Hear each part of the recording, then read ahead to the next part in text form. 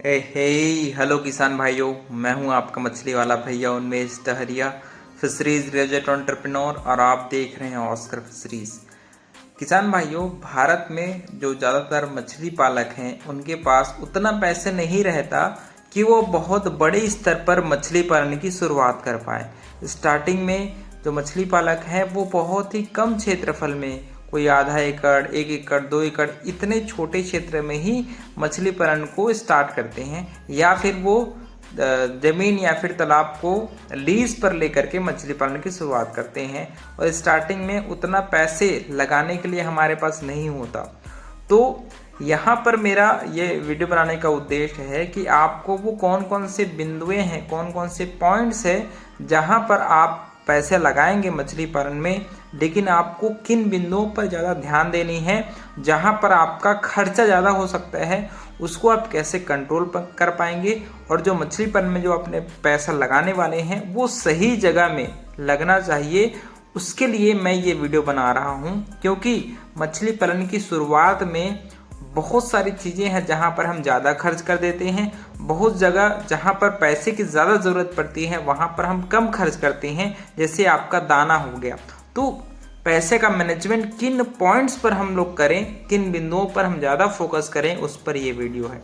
तो सबसे पहले जो नए किसान हैं जो मछली पालन कर रहे हैं उनको सबसे पहले ध्यान देना है कि आपको अपने क्षेत्र में कौन सी मछली का पालन करना है, मतलब choose the right fish.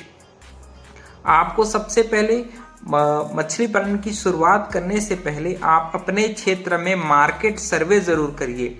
Market सर्वे करने का फ़ायदा क्या होता है कि आपको मछली का प्राइस समझ में आता है, साथ ही साथ कहाँ कहाँ से मछलियाँ आती है ये पता चलती है, और कितने किलो की मछलियाँ ज़्यादा बिकती हैं वो भी आपको समझ में आता है, और मार्केट में किस मछली का डिमांड सबसे ज़्यादा है वो हमको समझ में आती है। तो ये 4-5 चीज़ें हैं जो मार्केट सर्वे करके आपको समझ में आती है, और आपको सबसे पहले ऐसे मछलियों का चुनाव करना है जो आपके क्षेत्र में जिसका डिमांड बहुत ही अधिक हो, साथ ही साथ जिसको आप अच्छे प्राइस जो मिलता हो, आपको प्रॉफिट मार्जिन जिस मछलियों में ज़्यादा मिलता है ऐसे मछलियों का ही चुनाव करिए। और प्रॉफिट मार्जिन किस में ज़्यादा मिलता है वो आपको जो वहाँ के लोकल वेंडर्स होंगे, वहाँ के जो लोकल जो मछली खरीद करके बेचते हैं डायरेक्ट, उनसे आप पता करिए कि वो मार्केट में मछली बेचने से पहले जहाँ पर वो थोक में मछलियाँ खरीद रहे हैं वहाँ पर वो कितने प्राइस में उसको खरीद रहे हैं, जिससे आपको उसके प्राइस से और मार्केट प्राइस में एक अंतर समझ में आएगा, और आपको किस मछली में ज़्यादा प्रॉफिट मार्जिन है ये आप अब पकड़ पाएंगे। ठीक है। दूसरा बिंदु आता है दोस्तों, ऐसे जगह से आप मछली पालन की शुरुआत करिए जहाँ पर बिजली की सुविधा हो, पानी की सुविधा हो, जहाँ पर रोड पहुँच सके, और जहाँ पर आप अपने फार्म को और बाद में फ्यूचर में एक्सपांड कर पाएँ। क्योंकि अगर आप ऐसे क्षेत्र में मछली पालन कर रहे हैं जहाँ पर आप बाद में उसको बड़ा नहीं कर पाएंगे, उसको स्केल अप नहीं कर पाएंगे, तो आप सिर्फ आधा एकड़, 2 एकड़ के छोटे से तालाब में ही सिमट कर रह जाओगे। आप अपने फार्म को समय के साथ बड़ा नहीं कर पाओगे। तो ऐसे क्षेत्र का चुनाव करिए जहाँ पर जमीन और उपलब्ध हो, जिसको आप खरीद करके अपने तालाब को और बड़ा कर पाओ। ऐसे जगह पर तालाब निर्माण करने से बचिए जहाँ पर सिविलाइजेशन, जहाँ पर और बिल्डिंग्स बनने वाली हो, जहाँ पर और आदमी अपना घर बनाकर रहने वाले हों अगल बगल में। क्योंकि अगर फिश फार्म आप क्राउडेड एरिया में बनाएंगे तो वहाँ पर चोरी चकारी का और आपके बाद में ज़मीन खरीदने का दिक्कत बहुत ज़्यादा आएगी, और ज़मीन का प्राइस भी बाद में बहुत ज़्यादा बढ़ जाएगा। तो आपको ऐसे क्षेत्र में मछली पालन करना है जहाँ पर ज़्यादा क्राउडेड ना हो, जहाँ पर ज़्यादा लोग न रहते हों, और जहाँ की ज़मीन का जो प्राइस है वो दूसरे जगहों से कम हो। क्योंकि जहाँ पर लोग नहीं रहते वहाँ का प्राइस है वो कम ही रहता है, वो उस ज़मीन का प्राइस कम ही रहता है आपके क्राउडेड प्लेस के मुकाबले, है ना। तो आप ज़मीन वहाँ पर इलेक्ट्रिसिटी पहुँच जाए, वहाँ पर रोड की सुविधा हो, और वहाँ पर आप अपने फार्म को एक्सपांड कर पाए, ऐसे ही जगह का आप चुनाव करिए। तीसरा हमारा पॉइंट है दोस्तों, आप मछली पालन में अगर आप पता करेंगे तो सबसे ज़्यादा खर्च होता है मछली के खाने में। तो आपके फिश की फीडिंग की स्ट्रैटेजी बहुत ही स्ट्रांग होनी चाहिए। इसके लिए आपको दो चीज़ों का पता करना है। सबसे पहले आप जिस मछली का पालन कर रहे हैं उसका फीडिंग हैबिट क्या है, वो कार्निवोरस मछली है कि वो हर्बीवोरस मछली है, या फिर वो कार्निवोरस हर्बीवोरस दोनों प्रकार की मछलियाँ पाई जाती है। तो ऐसे मछलियों का चुनाव करिए जो कम प्रोटीन में भी अच्छे से पल जाती हों। मतलब मिजरेबल प्राइस में पलने वाले मछलियों से शुरुआत करिए, और वो कौन सा दाना है वो खाती हैं उसके बारे में भी आपको जानकारियाँ होनी चाहिए। साथ ही साथ आपको लोकल फीड इंग्रेडिएंट्स पर ज़्यादा भरोसे करना चाहिए। आप स्टार्टिंग में ही कमर्शियल फीड आप नहीं खिला पाएंगे, क्योंकि कमर्शियल फीड का प्राइस है वो 50 से 55 रुपये किलो में बिकती है, और स्टार्टिंग में आप कमर्शियल फीड नहीं खिला पाएंगे। तो आपको लोकल फीड इंग्रेडिएंट्स के बारे में ज़रूर जानना चाहिए। आसपास आप जब अलग अलग फार्म में विजिट करेंगे तो वहाँ पर फार्म मेड फीड में क्या क्या चीज़ें मिलाई जा रही हैं उनको आप ज़रूर पता करिए, क्योंकि लोकल जो चीज़ें हैं वो कम प्राइस में आपको मिल सकता है। आप किसी भी किसान से बहुत अधिक मात्रा में आपका राइस ब्रान हो गया, आपकी सरसों की खली हो गया, आपकी सोयाबीन की खली हो गया, बादाम की खली हो गया, इसको बहुत अधिक मात्रा में आपको मिल भी सकती है। और साथ ही साथ हम लोकल जो किसान हैं जो खेती किसानी करते हैं वो भी इन चीज़ों को मछली पालन में प्रयोग कर सकते हैं। तो बस आपको नॉलेज होना चाहिए कि किन किन चीज़ों को हम लोग मछली को खिला सकते हैं, और आपके लोकल एरिया में कौन कौन सी चीज़ें हैं जो मछली पालक वहाँ के खिला रहे हैं, उनको आप पता करके आप लोकल चार्ट बना सकते हैं, लोकल इंग्रेडिएंट्स का एक लिस्ट बना सकते हैं जिसको आप अपने मछलियों को खिला पाएँ।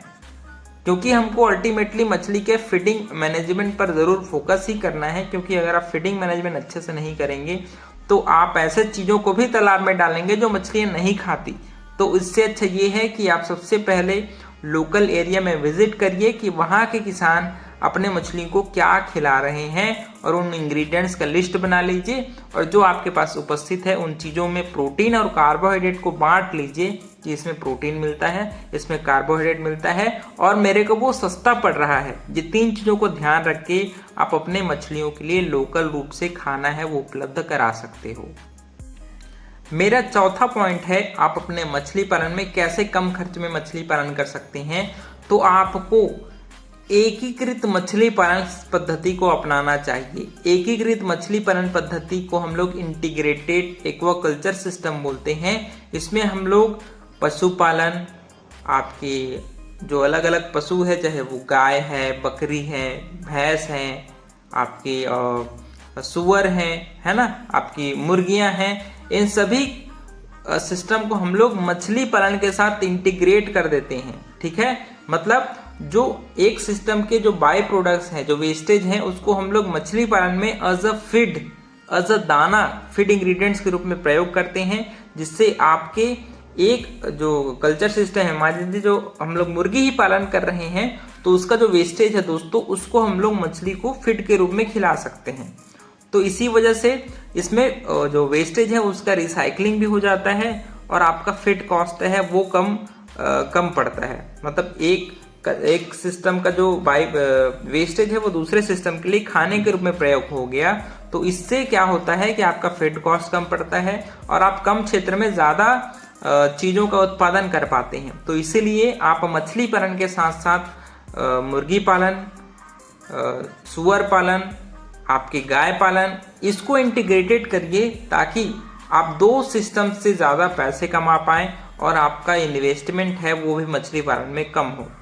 इसके बारे में मैंने बहुत सारे वीडियोस बनाए हैं इंटीग्रेटेड एक्वाकल्चर से संबंधित, तो उसको चैनल पर जाकर के आप उसका प्लेलिस्ट मैंने बनाया है, वहाँ पर जाकर इससे संबंधित वीडियोस है वो आप देख सकते हो। तो मछली पालन के साथ साथ दूसरे कल्चर सिस्टम को भी आप जोड़िए, और पैसे का सर्कुलेशन जल्दी होगा और आपको ज़्यादा प्रॉफिट है वो होगा। पांचवा जो समस्या आती है वो है मछली पालन में मछली में लगने वाले बीमारियों का। तो मछली में बहुत प्रकार की बीमारियां लगती है, लेकिन आप अगर एक अवेयर किसान हैं तो आप अपने मछलियों में लगने वाले बीमारियों से पहले ही छुटकारा पा सकते हैं। इसके लिए आपको 2 से 3 चीज़ें करनी है। सबसे पहले आपको मछलियों का सैंपलिंग करना है। जब भी आप तालाब में मछलियाँ छोड़ें उसके 1 महीने बाद आप फिर से आप एक बार सैंपलिंग करिए, मछलियों को चेक करिए कि उनके शरीर में कुछ दाग धब्बे तो नहीं है और उनके शरीर में कुछ पैरासाइट तो नहीं चिपका हुआ है। उसके गलफड़े को चेक करिए, उसके स्किन को चेक करिए, जिससे आप मछलियों में होने वाली बीमारियों को पहले ही पता कर पाएंगे। और हर महीने आप मछलियों का वेट जरूर लीजिए कि कितना आपकी मछलियां हैं वो ग्रोथ कर रही हैं। साथ ही साथ आप वाटर क्वालिटी पैरामीटर्स को बिल्कुल भी इग्नोर ना करिए। आप pH, ammonia, dissolve oxygen, nitrate, nitrite, ये जो सारे पैरामीटर्स हैं, हार्डनेस, एल्कलिनिटी, इन चीज़ों को ज़रूर आप हफ्ते में कम से कम एक बार ज़रूर चेक करिए, जिससे मछलियाँ बीमार ना हो। क्योंकि अगर आप पानी को अच्छे से पालते हैं, उनकी देखभाल करते हैं, तो मछलियों में बीमारियां बहुत ही कम लगती हैं। तो इसलिए आपको समय समय पर अपने मछलियों का सैंपलिंग करना है और अपने वाटर क्वालिटी पैरामीटर्स को अच्छे से चेक करना है। और छठवां मेरा बिंदु है दोस्तों, मार्केट का एक्सेस आपके पास होना चाहिए। जितना आपके आसपास मंडियां होंगी, अगर वो पास में हैं तो आपको मछलियों को सेल करना बहुत ही आसान हो जाएगा। और लास्ट बिंदु है दोस्तों, आपको कंटिन्यू मछली पालन में सीखते रहना है। आप अगर मछली के अलग अलग आयामों को नहीं समझेंगे तो मछली पालन आपके लिए बहुत ही कठिन, एक चैलेंजिंग काम हो जाएगा। क्योंकि मछली पालन में सिर्फ मछलियों को डालना और दाना खिलाना और निकालना बस नहीं है, इसमें और भी बहुत सारे आयाम हैं, बहुत सारे पैरामीटर्स हैं जिसको आपको ध्यान में रखना है। मछलियों के अलग अलग मछलियों के फीडिंग हैबिट, मछलियों में लगने वाले बीमारियां, और मछलियों का जो दाना है वो कौन कौन से इंग्रेडिएंट से बना होता है, कौन सी मछलियां कितनी प्रोटीन की खाना खाती हैं, मछलियों का फीड चार्ट क्या होता है, और मछलियों का लाइफ साइकिल क्या है, कौन सी मछलियां कितने दिनों में बड़ी होती हैं। तो ये बहुत सारी चीज़ें हैं जो एक मछली पालक को ध्यान में रखना चाहिए। तो किसान भाइयों, ये 5-6 इंपॉर्टेंट पॉइंट्स हैं। आपको इंटीग्रेटेड एक्वाकल्चर को फॉलो करना है, आपको मछलियों के दाने के बारे में जानकारी लेना है, लोकल फीड इंग्रेडिएंट्स का प्रयोग करना है, आपको ऐसे मछलियों का प्रयोग करना है जो प्रॉफिटेबल हो, वैल्यूएबल हो। तो ये 5-6 पॉइंट्स है जिसको नए किसान भाई हैं उनको ध्यान देना चाहिए। अगर आपको जानकारियाँ अच्छी लगी होगी तो वीडियो को लाइक ज़रूर करिए। ऑस्कर फिशरीज पर नए हैं तो चैनल को सब्सक्राइब करना बिल्कुल मत भूलिएगा। मिलते हैं अगले वीडियो में, तब तक के लिए बड़ों को सम्मान करिए, छोटों को प्यार करिए और खुद का ढेर सारा ख्याल रखिए। Thank you, thanks for watching.